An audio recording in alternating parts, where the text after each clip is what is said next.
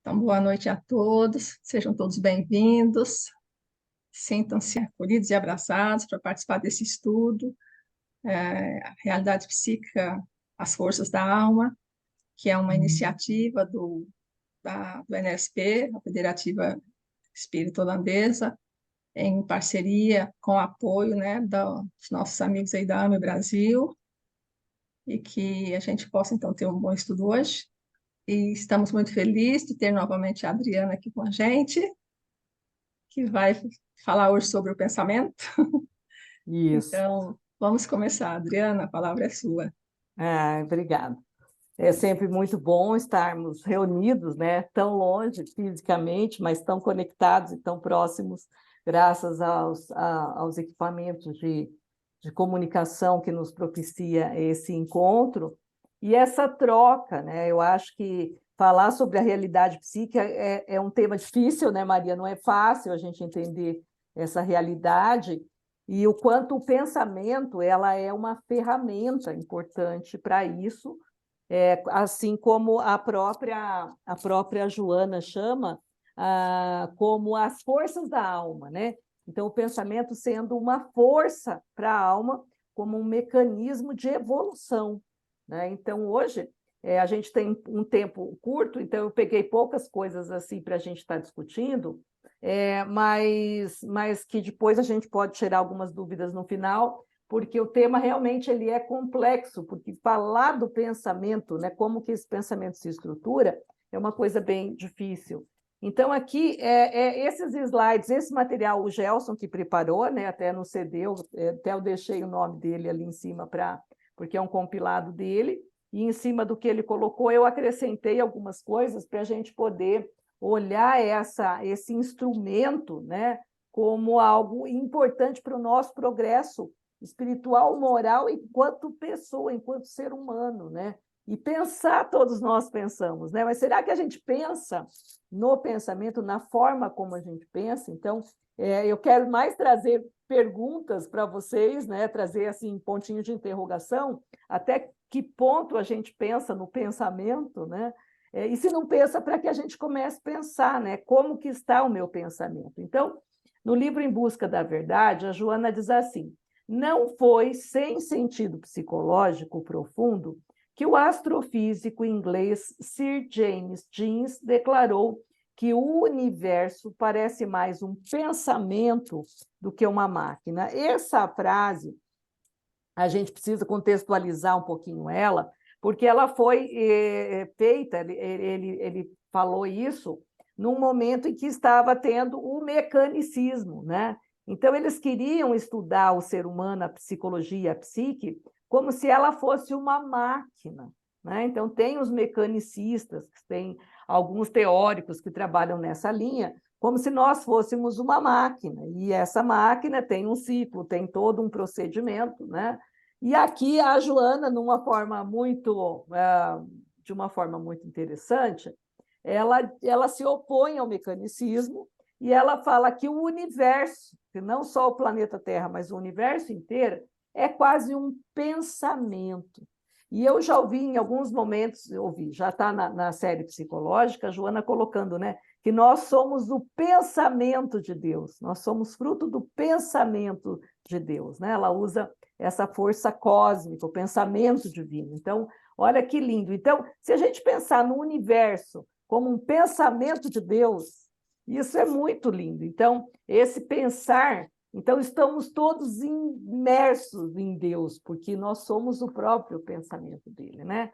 Então, ao mesmo tempo que é bonito, isso é muito complicado, porque é muito longe da nossa realidade, né? E aí ela complementa que, coroando-se com a declaração de Eddington, que informa que a matéria-prima do universo é o espírito. E o pensamento é algo do espírito. Quem pensa não é o cérebro, quem pensa é o espírito. O cérebro é um órgão que o espírito precisa se adaptar para que ele expresse o seu pensamento, mas o pensamento é um atributo do espírito. Então, o pensamento, emanação do espírito, é o instrumento hábil para, primeiro, estabelecimento da razão. Então, é pelo pensar que eu vou me colocando de forma racional, é um instrumento para o discernimento. Então, quando Jesus falou separar o joio do trigo,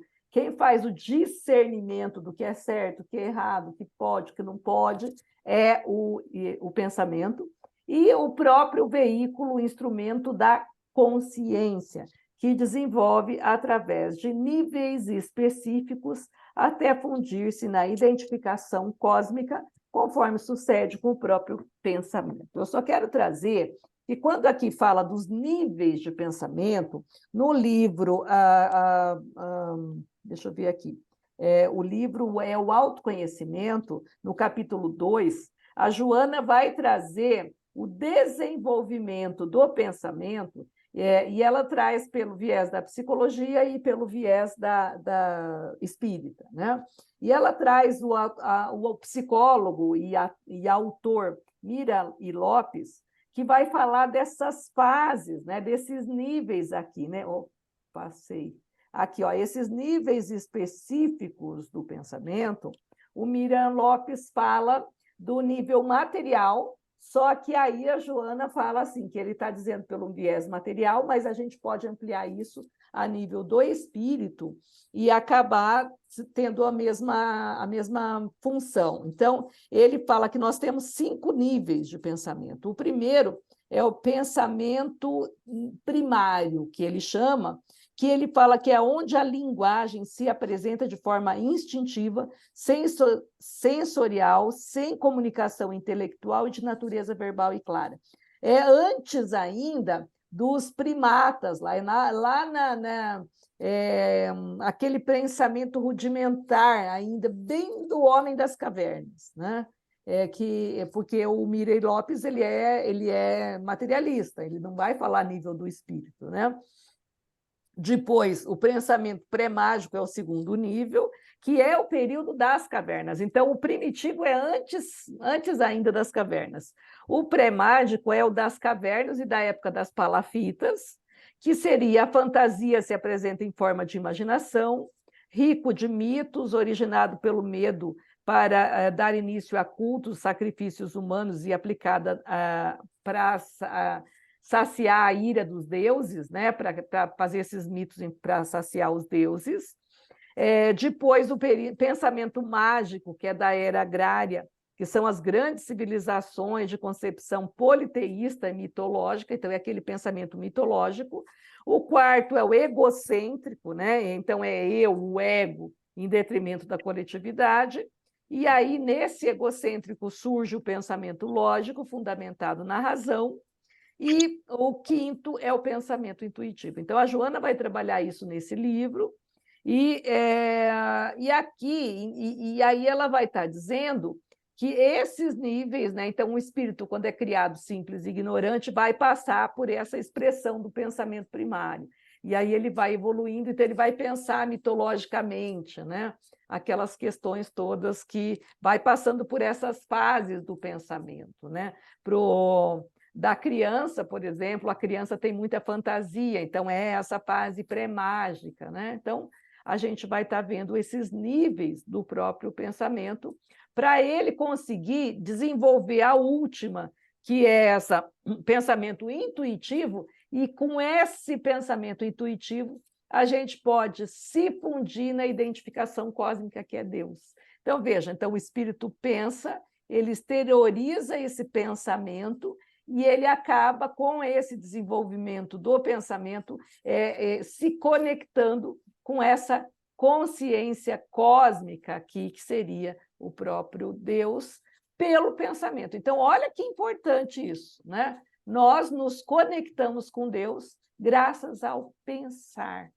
Então, é um instrumento importantíssimo, né? Se a gente pudesse aqui fazer um seminário de vários dias, eu acho que teria assunto, porque entender como esse pensamento funciona, como que ele está, como que a gente se relaciona com as pessoas e com o mundo, né? Então, o pensamento, portanto, em face das conquistas adquiridas pelas experiências, ele vai crescendo, né? Ela diz agiganta-se e transforma-se numa força criadora que a consciência de si orienta sobre as diretrizes ético-morais indispensáveis para quê? A canalização das ideias e as inspirações compatíveis com o estágio do desenvolvimento dos valores. Então, a gente vai ver, de acordo com o espírito, ele vai estar adaptado a esse estágio do desenvolvimento. Então, se é uma pessoa que ainda ela precisa só da linguagem, que ela não consegue, o pensamento dela ainda é muito concreto, é muito rudimentar, a gente pode estar falando de um espírito ainda muito primitivo. Ao passo que, olha, se a gente conseguisse ver, né, um espírito de luz e a gente pudesse ver o pensamento dele, seria mais ou menos isso. Olha que lindo, né? Como se esse peito, acho que vocês estão vendo, né, a imagem, esse peito aqui emanando um sentimento, e esse sentimento acoplado nesse, porque veja, aqui tem do coração, que é o sentimento, tem uma reta aqui, que seria os próprios chakras, né, que seriam os centros de energias, conectando a esse chakra aqui, né, do alto da cabeça, que é ele que nos conecta à espiritualidade. Então, o quanto que pensar é irradiar, pensar é emitir quem eu sou. Então, é importante que a gente comece a pensar e se perguntar como é que eu tenho pensado, né? Porque a gente pensa sem parar para pensar no pensamento, mas ele é uma alavanca de progresso, né? E a Joana diz assim, ó, o pensamento é o atributo por excelência que diferencia o ser humano do animal em escala zoológica inferior. Então, o ser, ele é criado simples e ignorante, ele vai evoluindo, passa pelas etapas do mineral, do vegetal, do animal, né? Aí, quando ele adquire o pensamento, que é esse atributo, aí ele consegue ir para o hominal. Então, nós nos tornamos espírito a partir do momento que nós adquirimos esse atributo, que é a capacidade de pensar. É isso que nos diferencia dos animais. Claro, gente, quem tem cachorrinho em casa e convive, sabe que eles têm um tipo de pensamento, né? Tem coisas que eles não fazem só por repetição, tem coisas que eles já... Então, eu falo que é um pensamento ainda rudimentar, mas já é um pré-pensamento, é quase que um pensamento mágico ainda, né? Mas eles já começam a fazer um exercício de pensamento, né? Mas apenas o humano tem essa questão do pensamento como um atributo voltado, que é aquilo que a gente viu no slide passado, que é isso, né? Voltado para essa razão, né? Aqui, nesse anterior aqui, que é do discernimento, consciência e razão. Então, esse atributo faculta que eu vá desenvolvendo essas três questões. Então, do ponto de vista filosófico, e isso aqui está lá no livro da Joana também, né? No livro Autodescobrimento, ela diz que, do ponto de vista filosófico, o pensamento é a faculdade psíquica que abarca os fenômenos cognitivos e vai diferenciar do sentimento e da vontade. E como como a realidade psíquica, eu não sei se já foi trabalhado o sentimento e a vontade, mas vão ser, né, Maria? São as outras alavancas que vai impulsionar o ser. Então, o pensamento é diferente da vontade, é diferente do sentimento, mas ele também é um atributo muito importante aí para estar construindo essa realidade psíquica aí. Por quê, né? O Descartes, ele é um filósofo, ele diz assim, né? Ele afirmou que a essência do homem é pensar. Tanto é que ele criou uma frase bem famosa, né? Que ele diz, penso, logo existo. Então, ele coloca na acepção dele que, se ele não pensar, ele não existe, porque ele não tem consciência da sua existência. Essa é a diferença do nosso e do animal. O animal ainda tem um princípio de pensamento, mas tão rudimentar que ele não sabe que ele existe. Ele não sabe, por isso que ele não tem consciência do pensar, né? Então, a partir do momento que você sabe que está pensando, você sabe que existe. Aí você nasce enquanto homem, enquanto ser humano, né? Então, o ser humano sabe que nasceu e fisicamente ele vai morrer. Essas são as duas grandes verdades que ele sabe. O resto ainda ele não sabe, não, mas que essa matéria vai morrer, ele sabe, né? Então, o animal não sabe. Então, o pensamento faculta isso, né? Bom, agora a gente vai estar olhando aqui que, mediante o pensamento, é possível, então, o estabelecimento da razão, né? Eu consigo pensar, eu consigo raciocinar, eu consigo desenvolver uma lógica, eu consigo desenvolver uma expressão matemática, porque eu começo a raciocinar, né? Então, o ser, quando ele é jogado lá, vamos pensar no homem das cavernas, ele é exposto a todas as intempéries da vida, né? Ele é exposto a um clima frio, quente, aí ele precisa ir atrás do alimento, aí uma hora ele apanha da caça, outra hora ele consegue matar a caça, né? Outra hora ele corre para não ser morto. Então, isso vai estabelecendo dentro dele a razão e o pensamento dele vai se tornando mais elaborado. Olha, lá atrás não deu certo, então eu vou tentar outra coisa. Então, nesse tentativa e erro, o ser vai desenvolvendo a razão mesmo. Então, a razão é algo que ele é estabelecido mediante o pensamento. O discernimento, que é o separar o joio do trigo, né? Jesus falou, separeis o joio do trigo, ou seja, esse discernimento a gente só consegue porque a gente tem a capacidade de pensar, porque a gente não fica concretamente, isso é joio, isso é trigo. Não, eu fico pensando, isso serve, isso não serve, eu posso, eu não posso, eu devo, eu não devo. Então, o pensamento, a gente fica elucubrando esse pensamento. A consciência, que é o quanto eu já sei de mim, por isso que eu falei, né, que a partir de hoje a gente vai pensar no pensamento, para quem ainda não tinha parado para pensar, porque eu preciso ter consciência do que eu estou pensando e como eu estou pensando.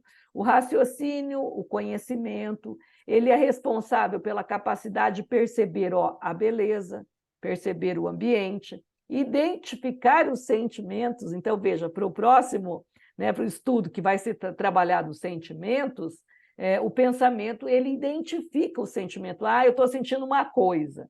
Que coisa? Aí o pensamento vai, é saudade. Não, é angústia. Não, é fome. Né? Então, ele sente, aí precisa dessa alavanca para ir lá, discernir, separar e entender o que é que ele está sentindo. É saudade, é fome, é angústia, é medo, o que é que ele está sentindo, né? Ele precisa dessa conscientização. E ele precisa elaborar programas de direcionamento. Por isso que é importante como uma ferramenta de progresso. A partir de hoje eu preciso, não, o que eu quero da minha vida ainda, né? Daqui para frente eu quero o quê? E aí, em cima dessas, eu falo que é sempre como se fosse uma empresa. Eu vou pensar num objetivo geral que eu quero para a minha vida, aí eu vou estabelecer metas para alcançar isso, e aí eu vou estar estabelecendo um tempo necessário para isso daí.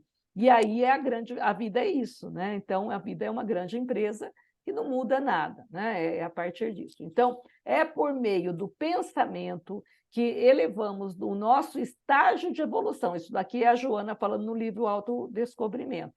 Pois, não, desculpa, no Autodescobrimento mesmo, capítulo 2.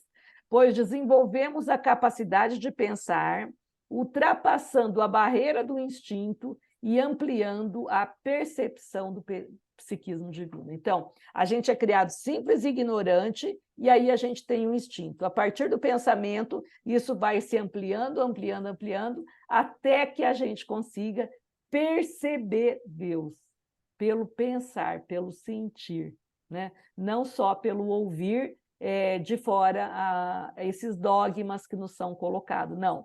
É Deus, essa energia, é esse centro, é esse ser que me organiza. O pensamento vai favorecer que a gente consiga essa percepção. Constitui um dos mais admiráveis tesouros com que a vida honra o ser antropológico no seu infindável processo de evolução. Então, veja, o pensamento é um tesouro que a gente tem e que a gente nem para pensar que tem. Aqui o Gels faz uma elucubração assim, bem científica, e eu gosto disso, porque é diferente do que a gente está acostumado, que ele traz, né, que o pensamento é matéria. matéria. Então, se a gente olhar essas imagens, na primeira a gente está vendo o pensamento sendo exteriorizado, e ele é exteriorizado por meio de ondas, né? Essas ondas curtas ou ondas longas, elas são, ou médias, elas são mensuráveis por alguns equipamentos, né? E olha aqui, isso daqui é um eletroencefalograma, é igualzinho o cardiograma, né? Que mostra o fluxo desse cérebro aí, como que esse cérebro, ó, as ondas curtas, aí de repente ondas longas e aí vai, né? Então, o pensamento sendo matéria é formado por partículas, as quais chamaremos de partículas ou corpúsculos mentais, a se expressarem em ondas e formas mentais. Então, aqui ele vai estar dando o que seriam ondas e o que seriam formas mentais. Sob o ponto de vista da física quântica, o pensamento seria um fluxo energético do campo psíquico de cada indivíduo. Então, é interessante porque quando a gente encontra uma pessoa, a gente fala assim, nossa, eu gosto do cheiro dessa pessoa. Ah, mas que perfume que ela usa? Não, não é o perfume, estou dizendo que eu gosto do cheiro dessa pessoa, né? E esse cheiro, ele é esse campo. Então, esse campo compreende desde o perispírito, que tem cheiro, que tem cor, que tem forma, até esse pensamento, porque o pensamento exterioriza o espírito por meio do perispírito, né? Então, veja, se é um espírito muito bruto, o cheiro dele é um cheiro forte, não é a pele que tem um cheiro forte, não é porque ele não tomou banho, não, mas ele tem um cheiro pesado, né? Eu tenho uma coisa muito assim com o cheiro, né? Eu tenho eu percebo que uma das minhas mediunidades, não sei se eu posso dizer assim, o cheiro, né? Então, às vezes, eu sinto, primeira coisa, um cheiro. Aí, esse cheiro estranho, eu vou olhar, aí depois do tempo que eu consigo identificar. Então, aí eu senti primeiro pelo odor, e aí a gente vai estar entendendo, porque são as formas mentais, né? Então, a forma mental, ela é exteriorizada, né? Então, a matéria mental se expressa sob forma de onda, que é a energia, e formas, né? As ondas pensamentos são as energias em formas de ondas que exteriorizamos a nossa mente do espírito. Isso daqui explica muito a questão porque nesse nível máximo aqui do pensamento intuitivo, o ser ele desenvolve a paranormalidade, e uma delas é a possibilidade de se comunicar à distância, né? Às vezes eu estou aqui, eu penso na Maria, e a Maria aí consegue captar, entender. Então, isso é o quê? É um movimento de telepatia, né? Então, a telepatia é uma forma de captar a onda pensamento. Então, não importa onde ela está, se está longe, se está perto, ela vai, um ser emite uma onda e pode ou não ser captado por outra pessoa, né? Por quê? Porque quem está emitindo é o espírito exterioriza o pensamento, né? É como se fossem fagulhas contínuas que carregam a carga de magnetismo espiritual, conforme a natureza que emitiu, né? Se é primitivo ou elevado. Então, aquela pessoa que chega, a gente fala, nossa, que pessoa legal, assim, agradável, né? Quer dizer que a natureza dela é uma natureza mais sutil, mais delicada, mais, né, evoluída. E já aquele que é mais denso, que é uma pessoa assim, você fala, nossa, que pessoa difícil, a gente sai assim até esgotado quando atende essa pessoa, a gente pode estar falando que é um ser mais primitivo, recém-nascido em termos espirituais, e que o pensamento dele carrega muita coisa instintiva mesmo, da sexualidade, de uma mente, às vezes, perversa, em termos de perversões, de maldades, né? De ainda se comprazer na maldade. Então, vejo como o pensamento nos possibilita, né, essas leituras aí. Então, as ondas são as energias eletromagnéticas a se graduarem nos mais diversos tipos. E aqui tem uma imagem da onda curta e da onda longa. Vamos ver o que significa isso. As ondas longas são as impressões comuns de uma criatura humana em posição vulgar, ou seja, uma posição comum, neutra, né? Do dia a dia. Ondas simples de sustentação da individualidade correspondente à manutenção do calor. Então, quando a onda é assim, longa, a gente está falando da pessoa no dia a dia, né? Essa questão sem nenhuma coisa específica. Agora, quando a onda é média ou curta, não, a média, nós estamos falando dos estados menos comuns, como um estado de atenção, então a pessoa está fazendo uma prova de trânsito, então ela está com atenção plena, né? Então ela está já com uma onda média, ela não está assim, né? Com essa onda tão longa, não, a onda dela já está mais média, ou então ela está sofrendo uma tensão qualquer, eu estou sentindo uma tensão porque eu preciso pagar tal conta no dia 10 e eu ainda não tenho, então eu preciso me organizar para fazer isso. Então, já o nível de ondas não são assim tão longas, mas também não é assim curtinho. Em virtude a média, né? Em virtude da reflexão ou da oração. Então, a pessoa, quando está em prece, então a distância é essa daqui, ó. Da parte de cima da onda até a outra parte de cima, a gente mede. Como ela é um espaço grande, então ela é chamada de onda longa. Aqui, ó, se a gente olhar aqui a crista, né, bem pertinho, se eu pegar e medir essa distância e essa é quase a metade dessa daqui. E a média seria aquilo que seria no meio dessa daqui ainda, seria a média, né? E as ondas curtas, que é essa daqui, a gente está falando de situações extraordinárias, quais sejam as emoções profundas, as dores indizíveis, as laboriosas e aturadas concentrações mentais ou as súplicas aflitivas. Então, o ser, quando está em sofrimento, quando está sofrendo, ou quando está numa prece profunda, né? Numa concentração mental extrema, a onda dele é extremamente curta. É como se o pensamento fizesse essas ondas, né? E somente um espírito mais evoluído consegue captar. Um espírito primitivo. E aqui, gente, vocês falam assim, não estou entendendo nada. Vou dar um exemplo para vocês verem como estão entendendo, sim. Quando, nos livros de André Luiz, eles falam que os mentores chegam, mas não percebem a presença desses espíritos evoluídos, só dos espíritos mais atrasados, é por isso. Porque um espírito mais primitivo, ele está acostumado a essa onda maior de pensamento. Quando o pensamento é de um espírito mais evoluído, já é uma onda mais curta.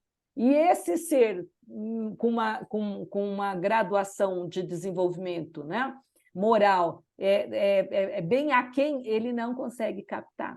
Por isso que, às vezes, se a gente pegou, né, o Divaldo falou que para ele receber a mensagem de Santo Antônio, né, de Pádua, ele precisou da Joana. A Joana foi médium de Santo Antônio. Então, Santo Antônio passa a mensagem para a Joana passa para Divaldo. Porque o Divaldo não conseguia captar a onda pensamento de um espírito muito evoluído. Imagina a gente, né? Se o Divaldo não consegue captar, a gente vai ser um pouco mais difícil. Mas olha que interessante. Então, como a gente está vendo, que realmente é uma realidade psíquica, o pensamento, e como ele é importante na nossa vida, né? Então, as formas pensamento agora, então eu falei que o primeiro pensamento se expressa por ondas e o segundo por formas. O André Luiz fala muito na série dele sobre as formas pensamento, né?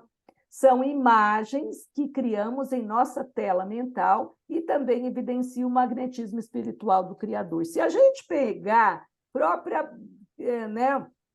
o legado kardeciano, pegar Kardec puro, quando ele vai trabalhar no Livro dos Médiuns, lembra quando ele pede a explicação da caixinha de rapé?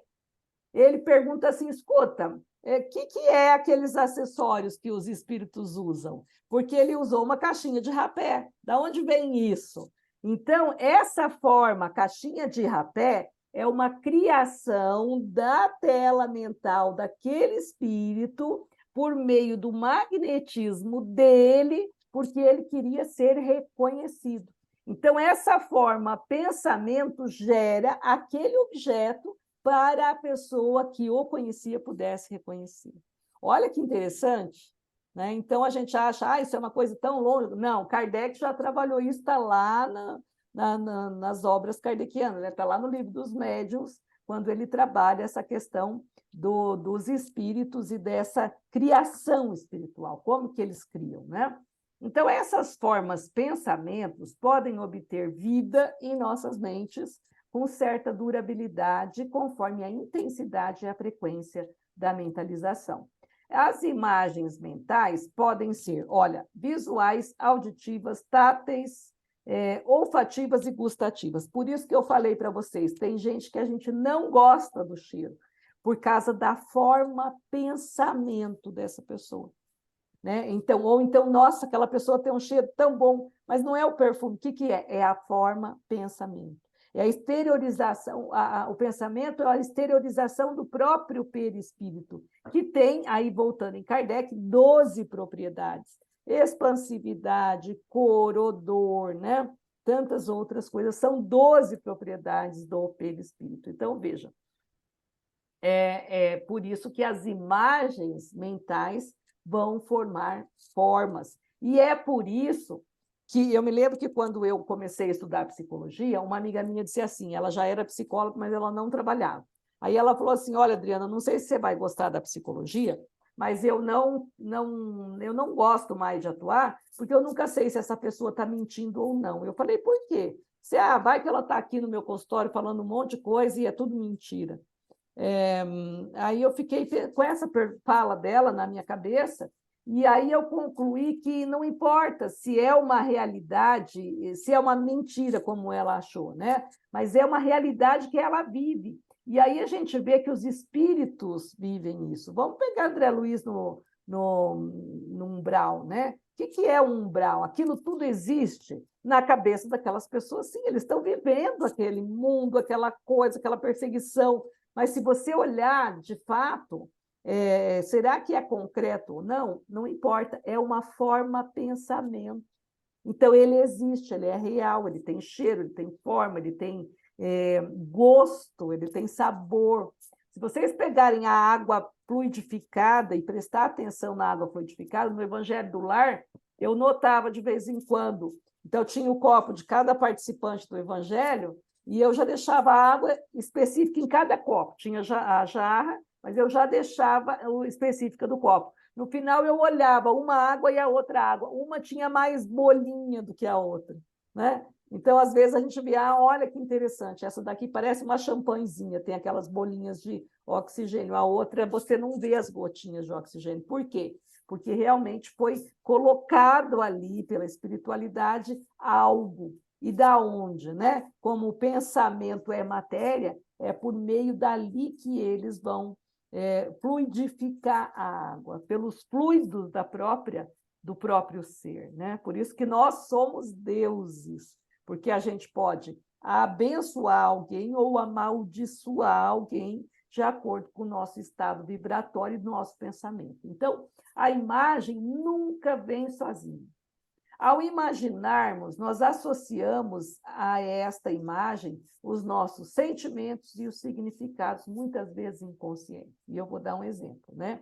Quando pensamos em uma pessoa amiga, sentimos alegria ou saudades. Ao pensarmos num desafeto, eu sinto mágoa, raiva ou ódio. E isso é muito verdadeiro. É só pensar na pessoa que a gente já começa. E aqui eu peguei uma imagem, né? Uma adulta soprando essa florzinha, que eu não sei o nome que ela vai, né? Ela se fecha os olhos e ela se lembra dela criança fazendo o mesmo movimento. Então, isso é o pensamento levando ela para aquela cena positiva ou negativa, de acordo com a sua forma pensamento, né? Com o seu cheiro, com a sua qualidade, né? Então, a lembrança de uma figura pode nos remeter ao passado, onde podemos associar a sentimentos que estão guardados no nosso inconsciente e que, por muitas vezes, nem percebemos. Por isso que é importante estar pensando no teor dos nossos pensamentos. E aqui, né, André Luiz, no livro dos Domínios da Mediunidade, ele diz: onde há pensamentos, há correntes mentais. E onde há correntes mentais, existe associação. E toda associação é a interdependência e influenciação recíproca. Ou seja, eu penso, vamos pensar na pipoca. Aí na pipoca eu já vou imaginar o cheiro da pipoca. Às vezes eu começo a salivar ao pensar no cheiro da pipoca, porque ativou em mim a minha papila gustativa e ela já começou a salivar ao pensar na imagem. E aí eu vou trazendo, isso que é a associação, que o André Luiz fala. Então, eu penso em algo, isso me associa a uma imagem, eu penso na pipoca, a pipoca, eu lembro do cheiro da pipoca. Ao lembrar do cheiro da pipoca, minhas papilas vão, né? A pipoca nem tanto, mas vamos pensar em limão. Não tem como não pensar no limão e a gente já não começar a salivar, né? O limão é algo muito assim. Então, isso é associação, de um pensamento vai para o outro pensamento. Quer ver, né? Ó, os orientais falam que o pensamento é um macaco louco. E como que a gente sabe disso? A gente deita para dormir. Aí a gente fala, nossa, hoje é dia 31. Ah, dia 31, então amanhã é dia 1º.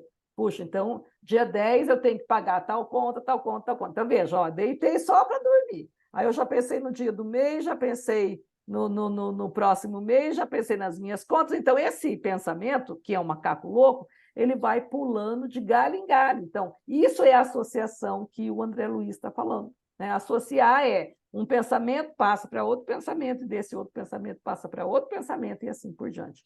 A Joana chegou para o Divaldo um dia e convidou o Divaldo, em desdobramento, a ir visitar um amigo deles que tinha desencarnado na Mansão do Caminho e era um trabalhador de longa data ali. E ele, então, o Divaldo poderia acompanhá-la no momento em que ele fosse despertar no plano espiritual. E ela falou para ele, falou, você faça silêncio.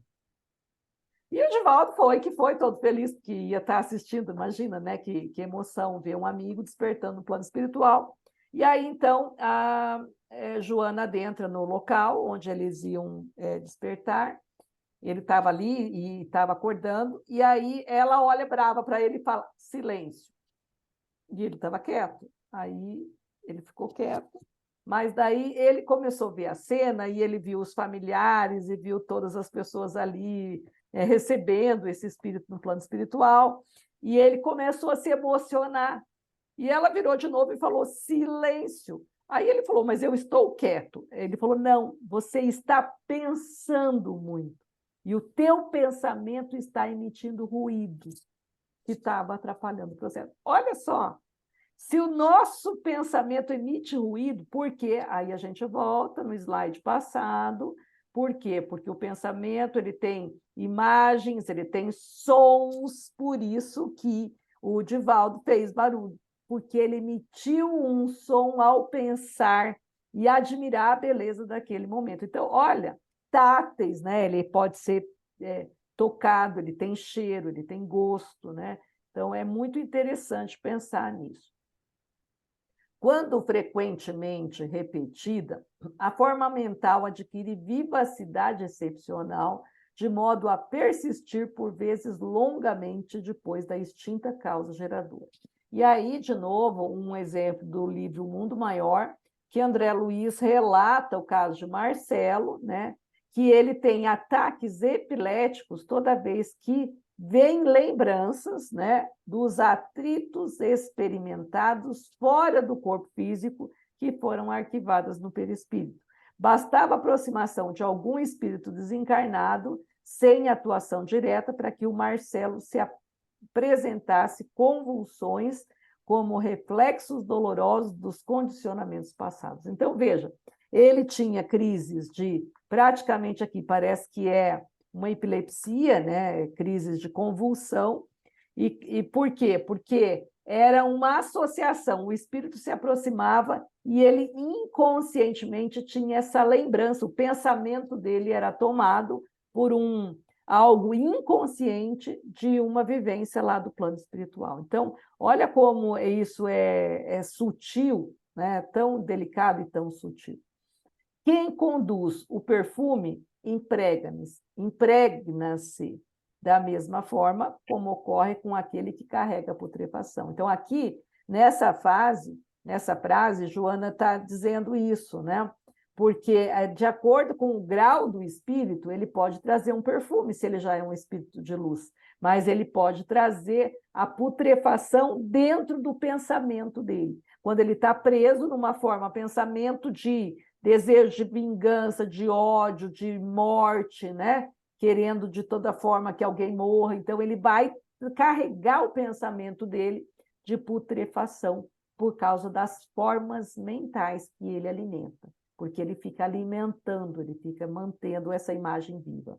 Quando se opera em termos de saúde emocional e significado psicológico, satisfações profundas ressumam do inconsciente e tomam conta da realidade consciente, estimulando a continuação do comportamento e da plena sintonia com a imago Dei, ampliando o raio de pensamento na direção de Deus. Imago Dei é a imagem de Deus. Se a gente pegar lá no Livro dos Espíritos, aquela pergunta que diz assim, onde está escrito as leis de Deus? E a resposta é na consciência. É dessa imago Dei que ele está se referindo. É nessa consciência, na consciência do Espírito, que está a imagem de Deus. E que a gente pode acessar ou não por meio do pensamento, né? Então, André Luiz tem essa frase aqui, né? A harmonia cria raios de paz, raios, né? Então, é algo, é uma irradiação. E Joana está dizendo isso daqui no livro Em Busca da Verdade, né? Para o filósofo Plotino, pai da doutrina neoplatônica, o conhecimento do único, que é o uno, que é o conhecimento de Deus, não vem por meio da ciência e do pensamento. O conhecimento não vem pelo pensamento, mas através de uma presença imediata superior à ciência, que é essa imago Dei dentro dele. Então, por isso que se eu canalizar o meu pensamento por isso do autoconhecimento, né? Se eu descobrir o Deus em mim, eu consigo estar com esse Deus, com essa unidade primeira, porque isso é superior à ciência. A ciência não é capaz de ver isso, mas essa conexão com o mundo interno. Por isso que a Joana traz a necessidade do autoencontro e do autodesenvolvimento, né?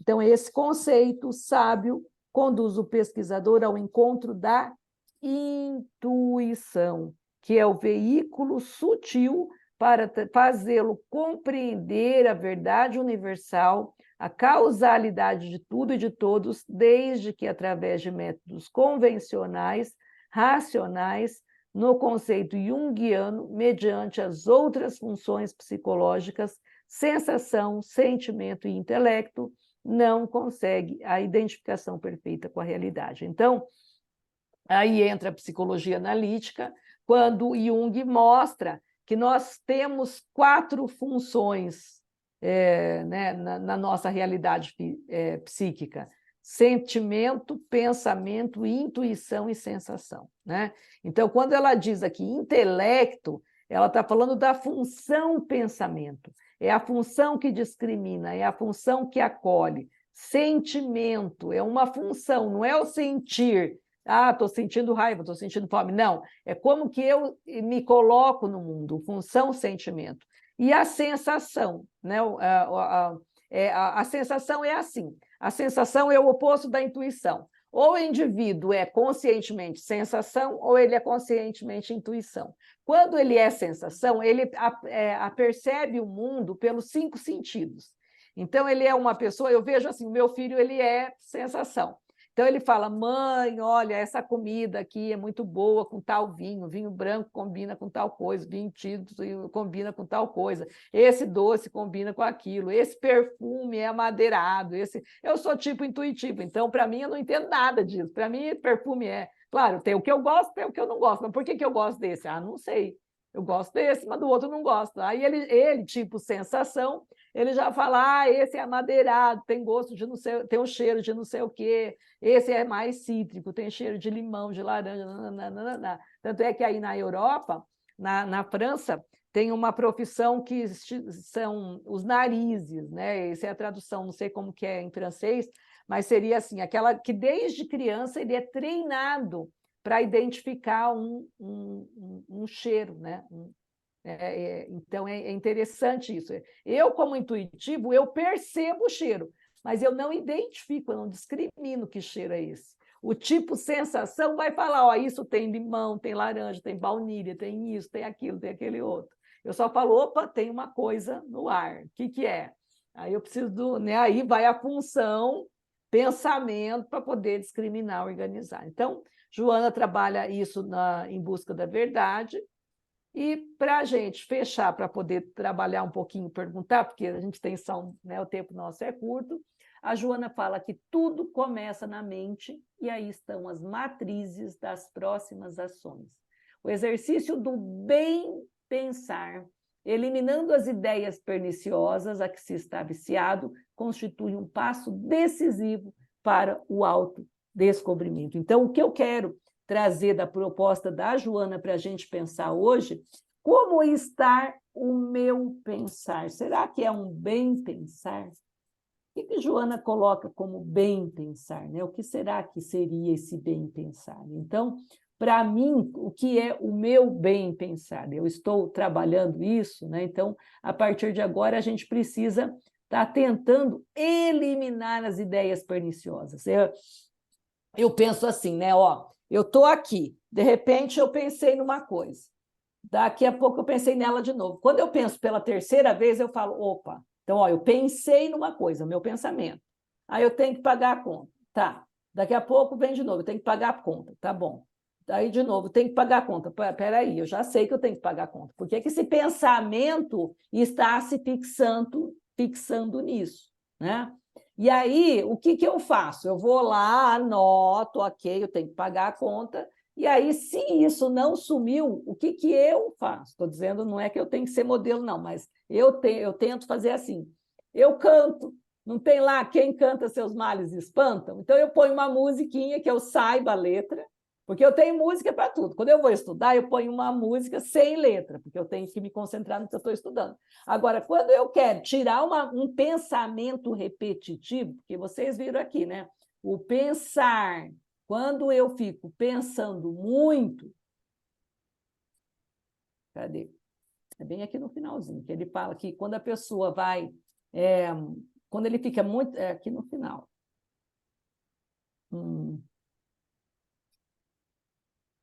Enfim, quando a pessoa mantém uma ideia fixa, né? Aqui, quando. Não, enfim, não sei onde está. Mas quando a pessoa se mantém fixo numa ideia só, é o que a gente chama em psicologia de monoideia. Isso que é um pensamento obsessivo. O que é um toque? É uma pessoa que pensa, tá, se fixa numa ideia e isso repete, repete, repete infinitamente. Então, a gente pode, pela análise do nosso pensar, tentar fazer esse exercício de bem pensar, eliminando essas ideias que se repetem, seja elas boas ou más, né? Se é uma coisa boa, ok. Mas se eu estou pensando só direto, a frequência, intensidade e duração. Até o bem, quando ele é muito assim, ele se torna fanatismo. Então, eu tenho que perambular por 5 áreas da minha vida, né? A família de origem, a família atual, os amigos, o trabalho e a religiosidade. Se eu estou só na religião, opa, estou me tornando um fanático. Agora, se eu estou só na minha família, passeando no bem bom, opa, peraí, eu também estou desperdiçando outras coisas. Então, eu tenho que perambular por esses 5 pontos, né? Então, eu preciso eliminar essas ideias que está viciado. Então, esse pensamento, quando se fixa, ele fica um pensamento viciado. E isso, quando eu trabalho, eu vou estar trabalhando para o meu autodescobrimento, né? Vou interromper aqui a nossa compartilhamento de tela para a gente poder conversar um pouquinho mais sobre isso, né? É um tema denso, né? Um tema assim profundo, mas que ele é legal, porque quem de nós não pensa, né? E o que é que a gente tem pensado? E esse exercício é pessoal, cada um precisa, de, em algum momento, começar a pensar, né? Eu estou pensando bem ou eu estou no bem pensar, né? Como que eu estou pensando? Qual a minha qualidade de pensamento?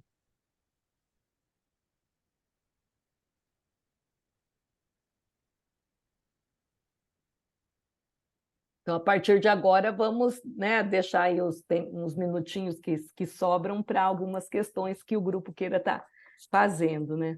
Eu tenho uma questão, Adriana. Ah, fica à vontade. Muito obrigada, né, pelas suas palavras. Realmente, eu vou rever esse vídeo, tenho que ver esse vídeo de novo, porque é muita informação. Mas a minha questão é, como você falou do pensamento, eu anotei aqui, você falou sobre as ondas eletromagnéticas, sobre a variação de, né, curta, aliás, longa, média e curta. E você falou que a prece, ela está na curta, não é isso? Aí eu fico Isso. me perguntando, quando você estava falando, eu estava lembrando da cromoterapia, das casas espíritas que utiliza para cura ou para desobsessão, a luz verde e a luz vermelha. A luz vermelha é uma onda curta. Existe uma comparação ou um paralelo sobre essas ondas eletromagnéticas de uma prece na cura e também a cromoterapia? Existe alguma ligação? Porque uma é interna, a emissão de dentro para fora, e a outra é mecânica, né? Então, não sei se você me entendeu. Entendi, estou aqui pensando, né? Obrigada pela pergunta, muito boa pergunta, Mônica. E assim, eu realmente não sei te dizer, eu não sei te dizer a respeito da cromoterapia, porque realmente, ó, eu sei que o verde é uma cor da cura, né? O verde ele é algo que tanto é que quando a pessoa está muito deprimida, a gente fala, vai caminhar, porque vai na natureza, porque tem muito verde, né? Então, o verde ele traz os opostos, o verde do broto do nascimento, e o verde do mofo, a morte, né? Então, inconscientemente, ele trabalha questões internas, inconscientes. Mas eu não saberia te dizer em termos de ondas a respeito do vermelho. Eu sei, assim, ó, se a gente pegar o espectro, né? Ele começa com o infravermelho, e ele vai, e ele termina no ultravioleta, né? Se a gente pegar ali a questão o arquétipo ele começa no infravermelho, que é a cor mais voltada ao instinto, né? E aí ele vai evoluindo até chegar na ultravioleta, que é a cor mais espiritualizada, né? O azul, o lilás e o ultravioleta são as cores. Se a gente pensar na própria Joana, a luz que ela emite é azulada e meio violeta, né? Então, a gente está falando de um espírito, de uma hierarquia muito profunda, muito evoluído, até na cor que ela emite, né? Que esse perispírito tem cor. E o infravermelho, ele está falando do instinto, da sexualidade, da irritabilidade, da agressividade. Mas eu não saberia te dizer com precisão sobre a cromoterapia. Eu sei que, de alguma forma, deve exercer, sim, porque, por exemplo, se você chegar nos restaurantes, a maioria deles ou são vermelhos ou laranja, porque ele vai estimular que você coma mais, né? O meu consultório era verdinho, e o verde, ele, de certa forma, ele acalma, ele propicia, né, um verdinho bem clarinho, ele propicia a cura, sim. O azul, ele acalma, né? Então, as cores, elas têm uma influência grande, mas eu realmente não saberia te dizer com precisão a relação que existe entre a cromoterapia e o pensamento, né? Tá bom. Mas eu sei que, por exemplo, dependendo do teu humor, a tua aura vai emitir cores, né? Então, você pode, numa palestra, estar em uma cor, daqui a pouco você emite outra. Se a gente pensar na câmera Kirlian, não sei se é assim que se pronuncia, mas é a fotografia da aura, e você pode ver as cores. As cores, Tá bem, muito obrigada, de qualquer forma. Muito Eu que obrigada. agradeço a pergunta e desculpa não saber a resposta. Aqui.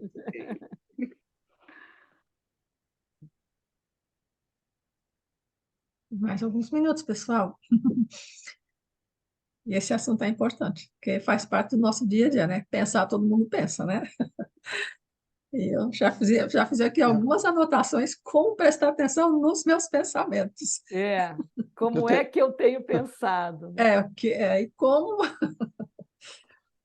eu tenho uma pergunta também, porque quando você está lendo um livro, né, você está pensando naquele assunto também e, e você acaba criando também uma imagem sobre aquilo, né? E aquela imagem pode também te levar para o sentimento.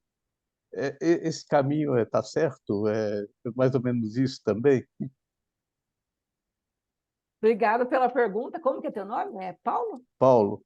Paulo, é que eu vi que está ali PBL, É, mas tá. mas eu lembrava que achava que era Paulo. Não tinha certeza, mas eu lembrava que era Paulo. Obrigado, Paulo, pela pergunta. É importante, sim. Por isso que é importante, quando Jesus fala do orar e vigiar, é bem isso, é vigiar até o que a gente lê, o que a gente assiste, o que a gente vê, porque é por isso que né, o Gelson colocou aquela citação do livro O Mundo Maior, falando da associação. Então, quando eu estou lendo um livro, eu vou criar no meu campo mental aquele mundo, né, que está sendo passado por meio de palavras, né, da escrita.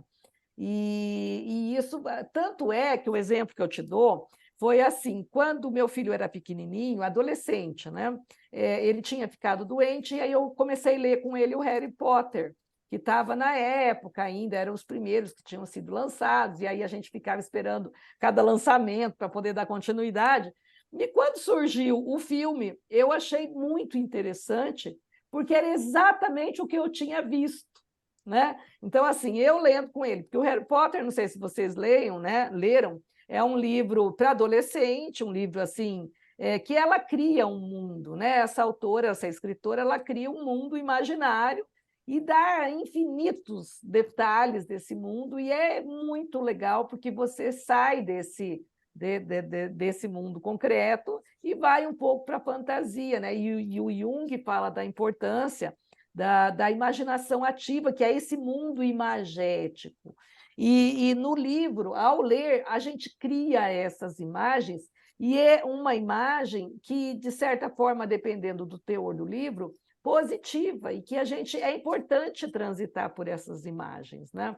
Se você pegar no próprio livro Nosso Lar, no Nosso Lar a gente tenta imaginar, né, quando ele fala daquele aparelhinho lá que se recebe as preces, e aí eu ficava pensando, né, como que seria isso, como que eu vejo esse mundo. Então, o livro, sim, ele cria essas imagens evocam as sensações, que é o que André Luiz está explicando como associações. É isso que eu vou associando. Uma evoca, me traz uma imagem, me traz uma lembrança, essa lembrança me traz uma emoção positiva ou negativa, que me traz uma alegria ou uma tristeza. Por isso que, quando a pessoa está muito deprimida, ela tem uma tendência a ouvir músicas, né? Aqui no Brasil a gente fala de dor de cotovelo, né? Uma música muito triste, melancólica. E isso é ruim, por quê? Porque ela já está deprimida, e se ela fica ouvindo essas músicas muito deprimidas, isso vai cada vez mais impregnando nessa psique, e ele não consegue mudar. Então, o que é importante? Pôr uma música mais alegre, tentar cantar, né? Eu gosto até que a pessoa vai lá, dança um pouquinho, não é dançar fora, mas põe uma música alegre para ela brincar um pouquinho, para sair dessa melancolia. Porque, segundo o Evangelho, tem uma mensagem que fala da melancolia, que até ele fala que a melancolia é uma lembrança do espírito de um outro lugar, e que ele está longe, né? Então, é a lembrança da casa, mas a casa no mundo espiritual, e ele quer voltar. Então, quando a gente começa a entrar numa melancolia, a gente tem que tentar sair disso. E o pensamento é uma alavanca, ele ajuda muito a gente a sair desse quadro mental, quando o quadro é muito deprimente.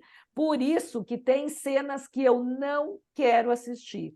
Ó, um exemplo. Aqui no sul, lá não é Porto Alegre, lá no estado do Rio Grande do Sul, teve uma danceteria que pegou fogo, e que morreram, né, muito queimados, muitos adolescentes, muitos jovens, adultos jovens, e foi uma coisa muito triste. E agora saiu, fizeram uma série sobre as cenas, e todo mundo, você já assistiu? Você já assistiu? Eu falo, não assisti, não vou assistir. Né? Por quê? Porque foi algo tão chocante, tão traumatizante, que você ficar assistindo essas cenas, você vai relembrar tudo aquilo e vai fixar no teu painel psíquico cenas muito tristes. Né? Uma delas é o pai buscando, a menina queria porque queria um tênis, aí era aniversário, ele comprou o tênis, e aí ela, para comemorar o aniversário, foi para a festa, e lá, então, ele reconhece pelo tênis. Então, você não precisa, né? A vida já é tão doída, né? Não precisa de mais dor, mais sofrimento. Então, é muito bom, Paulo, essa questão do livro, porque o livro são imagens que já estão prontas, né? Então, também poder selecionar. Se você está bem, tudo bem de você. Não é que você vai deixar de ler alguma coisa porque é triste, mas a intensidade, né? Frequência, intensidade e duração. Se é extremamente triste, se é algo muito agressivo, cenas. Eu não gosto de filme de guerra, porque eu sou médium, eu vou me impressionar com essas imagens. Né? Para quem não é, não tem problema algum, mas para quem eu, adolescente, assistia, adorava, né? Filme de terror, adorava. Hoje, assisto quando não tem sangue, não gosto de filme com sangue, mas então eu já seleciono o que é que eu vou assistir e vou ficar bem, e o que não me faz bem, porque o meu pensamento fica encharcado com essas imagens, ou lidas ou visuais num filme, num cinema. Né? Então, muito obrigada da pergunta, porque o livro é outro local que a gente traz imagens, né? Que podem ser positivas ou não, dependendo da nossa escolha. Sentimentos, né, também. Sentimentos, emoções, sensações, né? Tá até certo. assim, taquicardia, sudorese, né? É emoção, né? Às vezes eu leio alguns livros espíritas mesmo, né? E às vezes me emociono, sabe, com as histórias, né? Sim. Então, eu acho assim que não sei se isso é bom, se é ruim. Eu acho que, mas faz parte, né? Eu acho que é o que você falou, a- o pensamento cria imagem, e da imagem você vai para uma emoção mesmo, né? Isso. É, O Paulo Estevão, nunca esqueço que eu chorei em Paulo Estevão, né? Nossa, é, como chorei. Mas é bom, é uma emoção boa, né? boa, Porque eles trazem arquétipos, né? é, Temas carregados de afeto, que ao você reviver num filme, num livro, você trabalha as suas questões também, então são lógico, positivos, né? é, O problema é a intensidade e a duração. Ficar só nisso aí a gente pode deprimir. Mas é importantíssimo, os livros são pérolas, né? Porque são imagens que evocam na gente, né, emoções, sensações, né? Muito bom. Muito obrigado. Eu que agradeço. Eu tenho uma pergunta, se tiver tempo. Rapidinho. Obrigada.